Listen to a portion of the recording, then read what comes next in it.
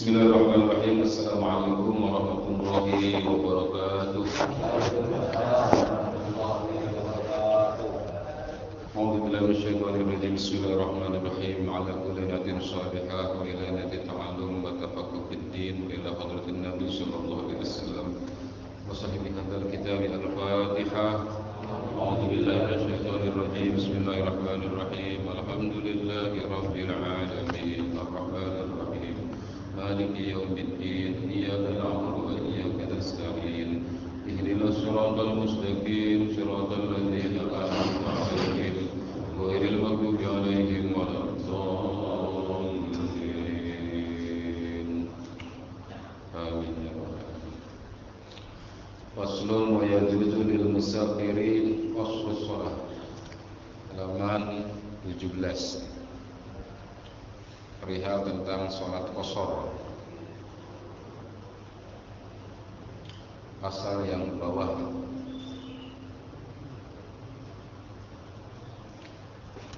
Bismillahirrahmanirrahim. Wa al-mu'allif rahimahullah ta'ala nafa'ana Allah bi ulumihi fid dharain. Faslun, ini satu pasal.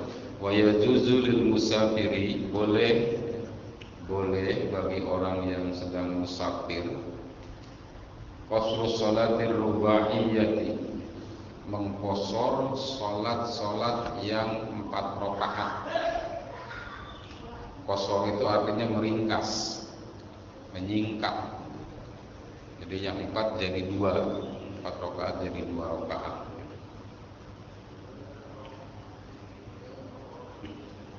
Bi khamsi syara'ita, dengan 5 syarat. Bolehnya itu dengan 5 syarat. Jadi mengqasar salat bagi orang yang sedang dalam perjalanan, dalam bepergian safar. Kemarin kita sudah bahas safar ya, jaraknya dan lain sebagainya. Itu dibolehkan oleh syariat untuk meringkas salat fardu yang 4 rakaat. Yang 4 rakaat itu salat apa saja? Salat zuhur, asar, isya. 4 rakaat itu boleh dikosor jadi 2 rakaat gitu. Kalau yang 3 rakaat dan yang 2 rakaat tidak boleh dikosor lagi. Apalagi subuh 2 rakaat disingkat jadi 1 rakaat, nggak boleh itu. Atau maghrib 3 rakaat diringkas jadi 1,5, atau gimana ngitungnya gitu. Nah, jadi dengan kebolehannya ini itu ada syarat, yaitu 5 syarat. Pertama, ayyakuna safaruhu fi ghairi maksiatin. Yang pertama, hendaknya safarnya itu, bepergiannya itu bukan safar maksiat, bukan safar yang punya tujuan maksiat, tetapi tujuannya boleh yang mubah ya. Seperti kalau safar mubah itu safar pulang kampung, itu mubah kan itu hukumnya.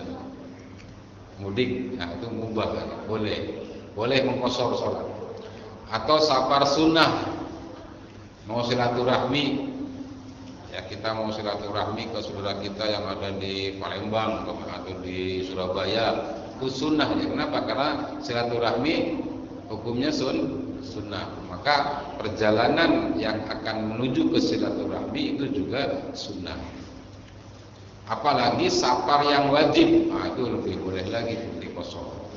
Apa safar yang wajib? Perjalanan yang wajib, haji, ya kan? Perjalanan haji, menunaikan haji itu wajib perjalanannya. Atau perjalanan untuk membayar hutang. Kenapa? Karena membayar hutang juga wajib. Jadi safarnya juga jadi safar wajib. Nah, kalau safar yang haram, yang maksiat, contohnya dia safar untuk membegal atau untuk merampok, nah itu safar maksiat namanya. Tidak boleh dikosor tuh sholat, enggak boleh.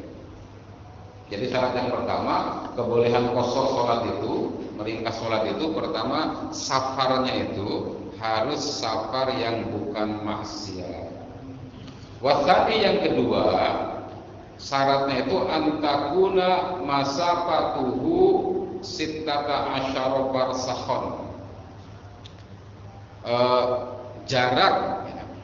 Jarak perjalanannya, masafahnya itu atau jarak safarnya, jauhnya itu harus minimal sittata asyara barsakhon, 16 farsah. 16 farsah tahdidan bil asad, secara pasti di dalam kaul yang paling sahih. Wala tuhsabu muddatur rujuk, adapun baliknya enggak dihitung gitu. Jadi itu jarak berangkatnya saja, jaraknya gitu. Harus 15 farsah itu jaraknya, bukan pulang perginya gitu. Kalau pulangnya itu enggak dihitung. Nah, di sini ada penjelasan wal farsahu, ya, 1 farsah itu. Tadi kan harus 16 farsah ya. Nah, 1 farsah ini adalah salah 1 amyal, 3 mil. Jarak 1 farsah itu 3 mil. 1 mil berapa kilometer?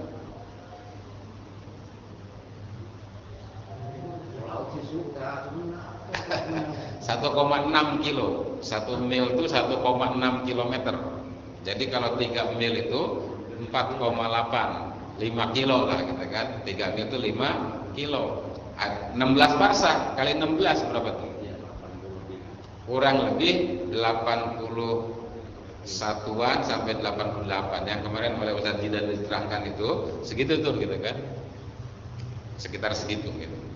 Nah, dalam masalah jarak ini sebenarnya banyak perdebatan. Ini menurut kitab ini segini gitu kan. Tapi di dalam pembahasan yang lain, terutama di madhab-madhab yang selain madhab Syafi'i itu tidak mengharuskan safar itu atau dibolehkannya qashar itu jaraknya, masafahnya harus sekian dan nggak ada keharusan. Jadi sebagaimanapun jaraknya, asal disebut safar itu boleh qashar. Menurut mazhab Hambali umpamanya gitu kan, itu boleh qashar. Kalau ke Tangerang gitu kan, asal dia nyebut diri saya mau safar ke Tangerang, itu boleh gitu. Walaupun berapa kilometer doang ke Tangerang. Tangerang mana sih? Ciledug Tangerang ya? Riau udah Tangerang ke Riau tuh. Tukangan masih Jakarta. Ada lagi mazhab Hanafi itu menjelaskan hitungan masafahnya ini bukan jarak tapi waktu, 3 hari 3 malam. Artinya jarak yang ditempuh oleh perjalanan 3 hari gitu, nah itu baru disebut baru boleh qashar. Nah, kalau mazhab Syafi'i sudah dinyatakan bahwa masafahnya itu adalah 16 farsah. 1 farsah itu 3 mil, 1 mil itu 1,6 kilometer, kurang lebih kisaran 83, 84, 85 kilometer. Kalau dari Jakarta di sini mungkin ke Cikampek ya, itu sudah dapat ya. Cikampek sudah dapat. Kong Mupit di mana rumahnya? Bogor belum dapat. Bogor cuma 60 kilo.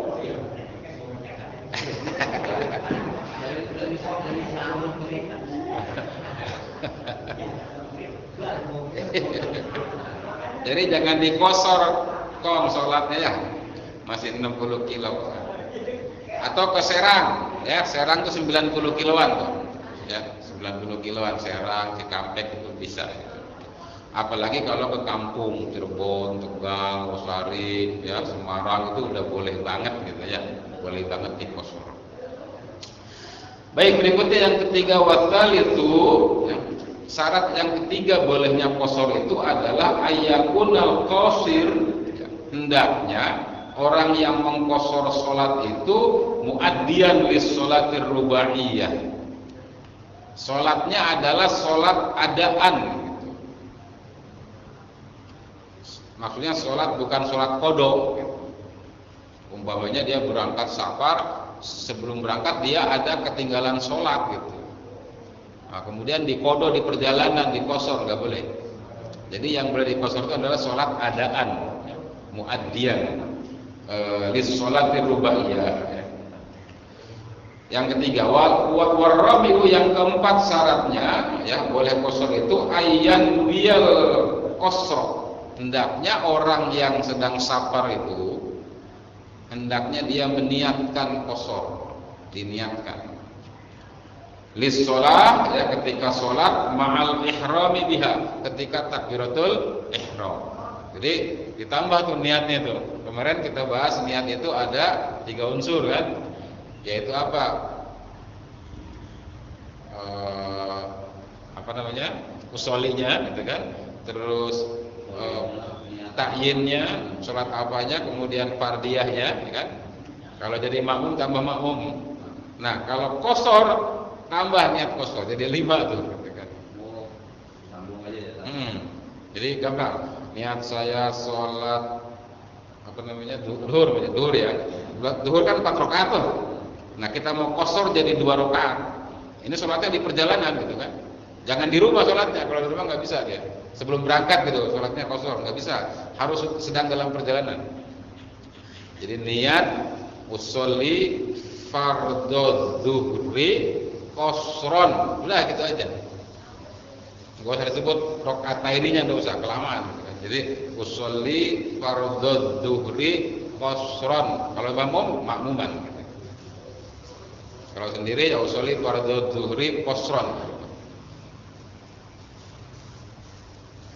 Jelas ya?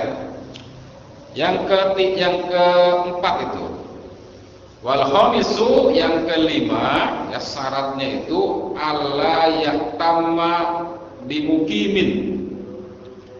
Tidak boleh orang yang mengkosor sholat itu ngemakmum ke orang yang mukim.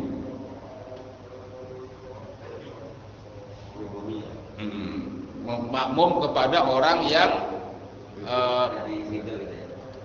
iya, kepada sholat yang bukan kosor gitu ya, kepada orang yang sholat yang bukan kosor. Ai biman yusolli sholatan tamah ya. Maksudnya ngemakmum kepada orang yang sholatnya sempurna 4 rakaat. Enggak boleh makmum. Kita masuk ke sholat, ada sholat kosor dan sholat. Iya, jadi kadang-kadang di masjid-masjid yang di perjalanan ya, seperti di rest area dan sebagainya, itu ada tempat khusus ruangan buat sholat jamaah kosor gitu kan, agar tidak terjadi ini gitu kan. Jangan sampai, karena kan di perjalanan mah orang sholat tuh kapan saja kan, nggak kayak di kita bareng-bareng berjamaah setelah itu kosong. Kalau di perjalanan siapa yang datang duluan ya sholat duluan gitu dan seterusnya. Jadi nggak boleh bermakmum ke orang yang mukim atau orang yang sempurna sholatnya. Walaupun orang itu ada dalam perjalanan, tapi sholatnya sempurna 4 rakaat. Ada juga yang begitu kan, dia tidak kosor, ada gitu kan. Jadi kosor ini kan boleh, bukan wajib. Jadi orang yang sedang bepergian, perjalanan safar, boleh mengkosor. Bukan harus mengkosor, ya boleh. Rukhsah ini namanya. Tarokhus ya, atau rukhsah keringanan. Artinya boleh pilih ya, mau dikosor boleh, tidak juga apa-apa, boleh juga. Kemudian itu sholat kosor, syaratnya 5. Jelas sampai di sini sholat kosor ya, meringkas sholat-sholat yang ar-rubaiyah yang 4 rakaat menjadi 2 rakaat. Kapan dilaksanakannya? Ya pada waktunya. Sholat zuhur pada waktu zuhur, sholat asar pada waktu asar, gitu. Itu kosor saja, gitu ya. Tapi 4 rakaat diringkas jadi 2. Kenapa mesti diringkas? Namanya sedang dalam perjalanan, mungkin buru-buru dan sebagainya. Nah, ini persoalan yang berikutnya, tema yang berikutnya jamaah. Ya. Kita sering mengatakan kosor jamaah. Nah, itu berbeda sebenarnya, gitu kan? Tapi suka digabung dan memang bisa digabung. Yajuzu lil musafiri, boleh bagi orang yang sedang musafir, safaron tawilan mubahan. Ya. Safarnya itu safar tawil. Nah, kemarin safar tawil apa? Safar panjang. Kalau balikan safar tawil, qasir. Masyaallah, luar biasa sampean majid ini kan. Baru kemarin udah hafal. Mabruk. Safar tawil, safar yang panjang, jauh, mubahan dan yang mubah. Boleh apa? Boleh di ayyazma.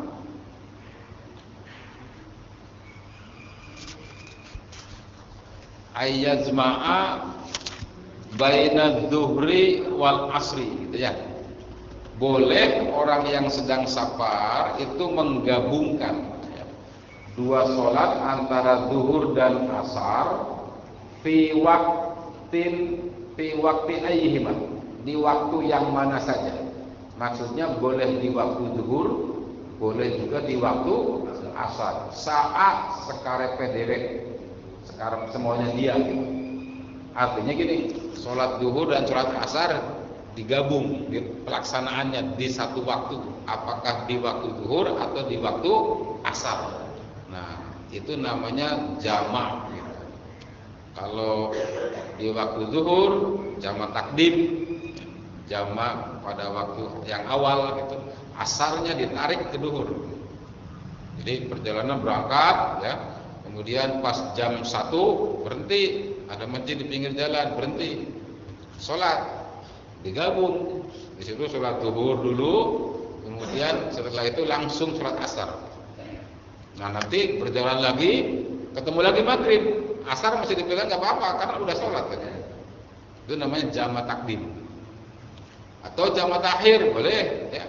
Kita berangkat dari sini jam 10 berangkat terus nggak berhenti itu mobil, gitu kan. Sampai jam 4 baru berhenti di rest area, jam 4 sore. Itu kan udah waktu asar tuh. Nah, sholatnya sholat di jamak, duhurnya ditarik ke asar. Jadi pelaksanaan sholat duhur itu di waktu sholat asar. Nah, nanti ada syarat-syaratnya nanti. Kalau jamak takhir gimana syaratnya? Mana tadi?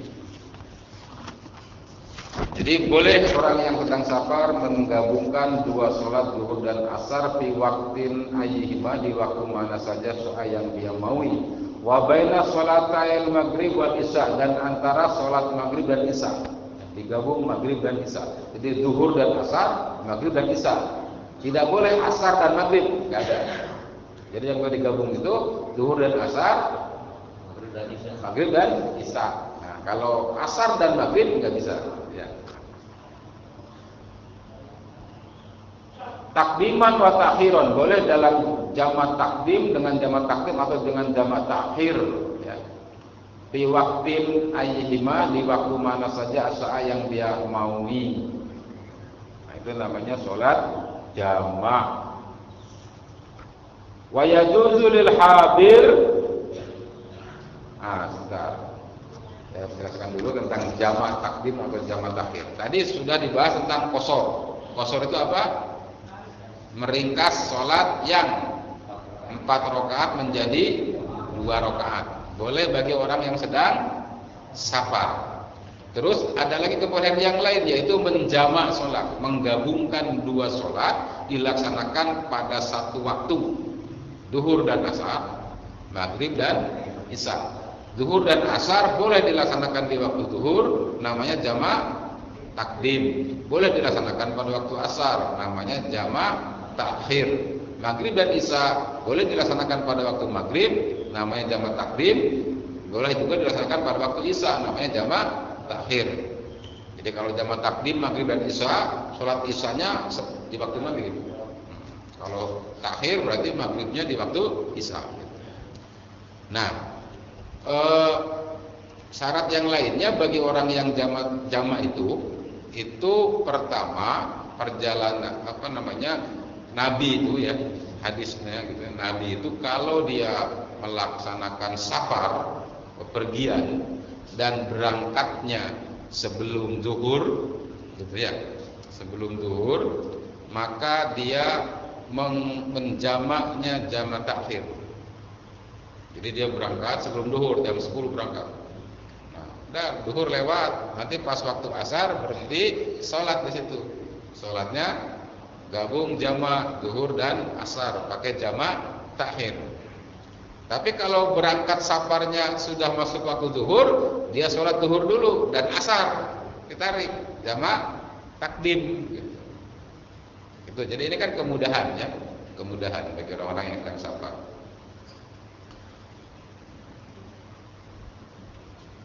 Mana tadi? Wa yajuzu lil hadir, gitu ya.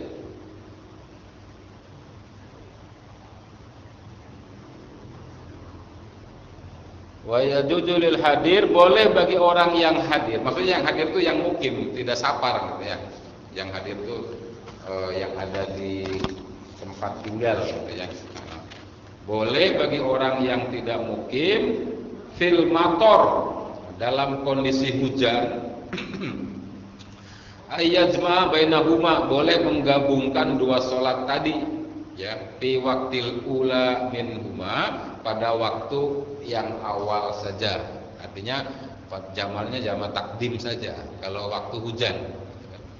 Nah, hujannya di sini disyaratkan, maksudnya hujan itu adalah bagi orang-orang yang dia sholatnya di masjid atau di musola yang itu jauh dari rumahnya, sehingga dengan adanya hujan itu dimungkinkan repot gitu kan, berangkatnya lagi tuh gitu. Maka digabung sekaligus sholatnya, sholat atau jamak takdim saja, jamak takhirnya tidak. Nah, ini tentang sholat qashar dan jamak. Pemahaman atas perkara ini penting. Kenapa? Karena mau tidak mau kita ini orang yang sering bepergian kan, minimalnya pulang kampung, minimalnya setahun sekali gitu. Tapi tetap melakukan safar gitu kan. Apalagi orang yang sering bepergian keluar kota gitu ya, dan frekuensinya sering gitu, atau tiap bulan, bahkan ada yang seminggu sekali itu jalan keluar kota gitu. Nah, ini penting sekali gitu kan, memahami perkara ini, memahami ilmu tentang sholat. Kenapa? Karena sholat itu kapanpun, dimanapun tetap harus dilaksanakan gitu kan, dalam kondisi apapun gitu ya. Termasuk ketika kondisi perang sekalipun itu tetap sholat dilaksanakan. Nanti ada pembahasan tentang sholat dalam keadaan perang ya. Dalam keadaan berhadapan-hadapan dengan musuh, itu musuh di depan gitu, gimana cara sholatnya itu? Ada sholatnya gitu, ada tata caranya gitu. Saking pentingnya sholat. Baik, Allah alam bisawab. Ada pertanyaan, dipersilakan. Ya, silakan Pak. Waalaikumsalam warahmatullahi wabarakatuh.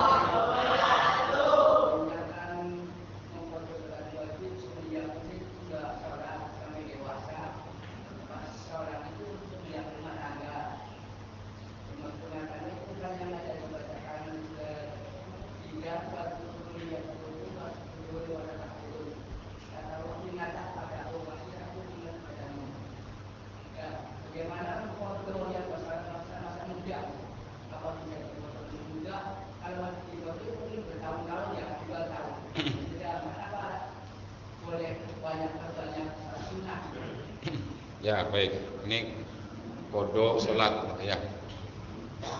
Pertama gini,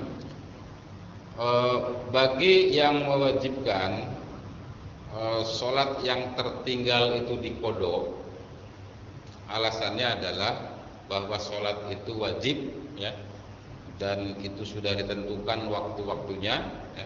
Maka ketika sholat yang wajib itu tidak dilaksanakan, menjadi terhutang gitu kan, menjadi terhutang, dan hutang itu harus dibayar. Nah, kodok itu bayar hutang. Jadi kodok sholat itu artinya bayar hutang sholat yang tertinggal. Sejak kapan ya? Sejak akil balik deh. Kan begitu anak atau orang itu akil balik ya, sudah balik gitu ya, itu sudah wajib sholat ya, sudah wajib sholat. Nah, tetapi fakta di lapangan, di masyarakat juga tidak sedikit orang yang sudah akil balik belum sholat, baru sholatnya mungkin sudah paham, ketika sudah paham banget baru sholat gitu ya, atau sholatnya sudah besar gitu kan, sekian tahun tidak sholat. Nah, bagaimana tuh? Nah, itu tadi, bagi yang punya pemahaman wajib dikodok, berarti harus dikodok tuh. Berapa tahun? Ya tinggal dihitung berapa tahun gitu kan, 10 tahun. Nah, oke, 10 tahun kali 365 hari, berarti 3.650 hari kali 5 kali waktu. Waduh. Itu bisa leklok ini. Nah, tapi ya ada sudah kalau umpamanya kita sholat terus menerus nggak berhenti sholat bayarin yang lama gitu. Nah sekarang caranya gini aja, setelah sholat subuh gitu ya. Nah sholat subuh lagi sekali lagi untuk apa? Bayarin yang dulu gitu kan. Setiap hari terus begitu. Setelah sholat duhur lagi. Jadi yang sholat duhur pertama itu sholat adaan gitu kan. Sholat duhur yang keduanya qodoan. Setelah sholat asar sholat lagi terus begitu. Jadi dicicil setiap waktu satu gitu kan. Ada yang begitu. Sampai kapan? Ya sudah sampai mati. Karena nggak ketahuan berapa tahunnya kan, sampai mati gitu kan, sudah gitu. Ada yang begitu. Nah, ada lagi pemahaman yang lain. Nanti silakan pilih saja gitu ya. Jadi pemahaman yang lain mengatakan sudah nggak perlu dikodok. Yang penting taubat gitu ya. Taubat nasuha, taubat benar-benar kepada Allah Subhanahu wa taala dan tidak kembali lagi meninggalkan sholat. Insya Allah diampuni oleh Allah gitu kan. Sebagaimana hadis Rasul, at-taibu minadz dzambi kaman la dzambalah. Orang yang bertobat dari dosa itu selaksana orang yang tidak punya dosa. Nah, silakan pilih mau yang mana tuh? Enakan yang kedua kayaknya ya. Jadi tobat nasuha, ditambah tadi perbanyak amal-amal soleh. Di antaranya banyakin sholat sunnah gitu ya, banyakin sedekah, zikir dan sebagainya. Untuk apa? Menambal dosa-dosa sholat yang tertinggal yang lampau. Ya, ujung-ujungnya kan ketika kita mati meninggal itu di akhirat nanti ditimbang amal baik berapa, amal buruk berapa, kan gitu ditimbang tuh. Nah, maka dengan memperbanyak amal soleh itu biar amal baik kita tambah berat gitu kan, lebih berat amal baiknya. Mudah-mudahan seperti itu. Baik. Ada lagi?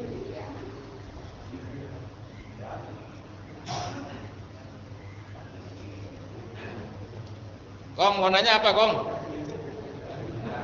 Nanya dong. Nanya apa?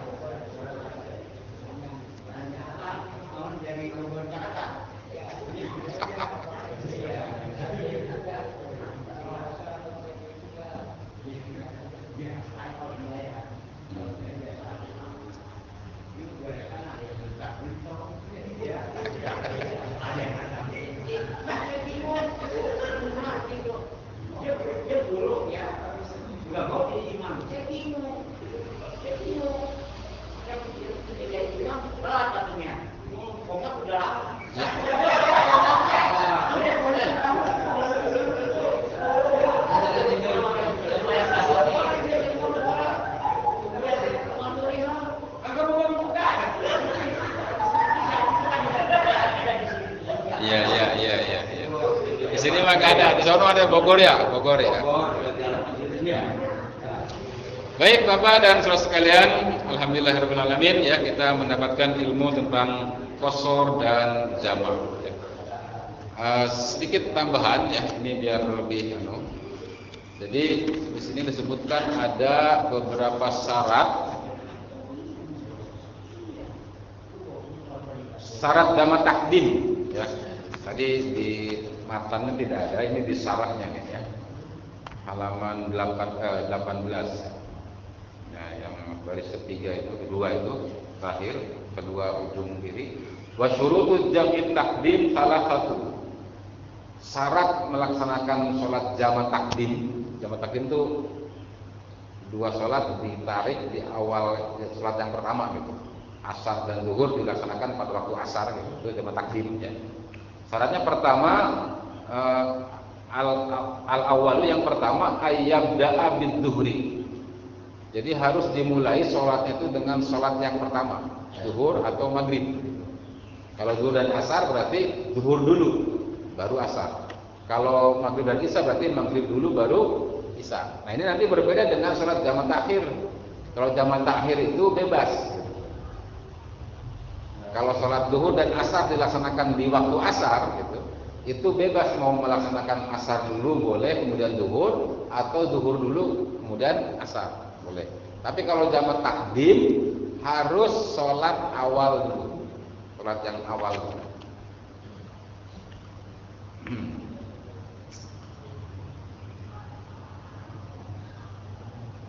Itu yang pertama. Kemudian wasani yang kedua, syarat yang kedua adalah niatul jam'i awalas sholat, awalas sholatil ula. Harus meniatkan jamak pada awal sholat yang pertama, atau pada pertengahannya boleh. Tidak di waktu niatnya, tidak di waktu takbiratul ihram boleh. Niat jamaknya itu di pertengahan, asal jangan setelah selesai.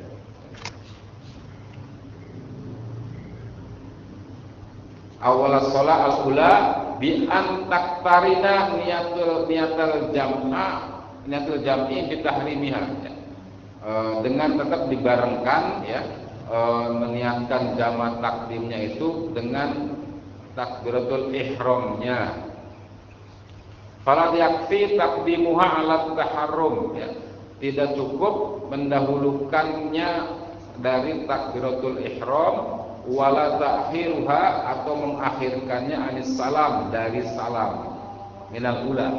Artinya boleh di pertengahan sebelum salam boleh. Tapi nggak boleh niatnya itu sebelum sholat. Saya mau sholat jamak takdim, gitu kan, niat tuh ya. Tapi begitu takbirnya tidak diniatkan, nah itu tidak boleh. Wa yajuzu wa tajuzu fi asna'iha, boleh meniatkan jamak takdim itu pada pertengahan sholat. Wasalis wa al-muwalat bainal ula wasaniyah, ya. Yang ketiga syaratnya itu harus berurutan sholatnya, terus menerus. Setelah sholat zuhur kemudian qomat lagi asar, lanjut, gitu kan. Jangan dipisah oleh sesuatu yang lama. Umpamanya setelah sholat zuhur, sebelum melaksanakan sholat asar dia wudu dulu, ngopi dulu. Nah itu nggak boleh, ya kan? Jadi langsung setelah sholat zuhur salam, setelah salam qomat lagi tuh. Jadi qomatnya 2 kali. Sebelum zuhur qomat dulu, kemudian zuhur. Setelah salam, selesai zuhur 4 rakaat umpamanya, ya. Kemudian qomat lagi, baru kemudian melaksanakan sholat asar. Ya, gitu.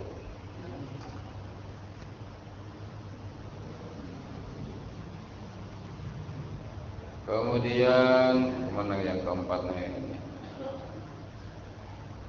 Nah, wa amad jamak takhir, adapun jamak takhir fayajibu fihi ayyakuna niyatil jam'i wa takunu hadhihi fi waqtil ula. Kalau mau jamak takhir, umpamanya kita punya rencana mau jamak takhir salat zuhur dan salat asar dilaksanakan pada waktu asar. Nah, pada waktu zuhurnya itu harus azam dulu, gitu.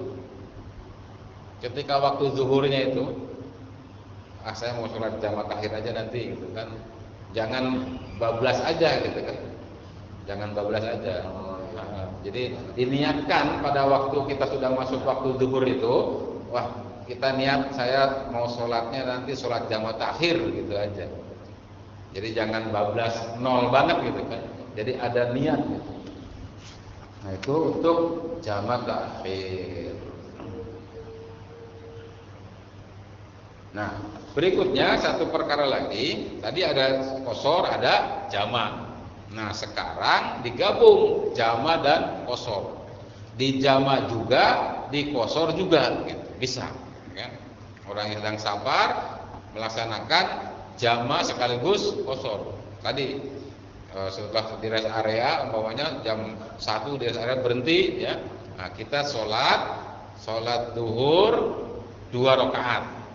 Setelah itu qomat lagi dan sholat asar 2 rakaat.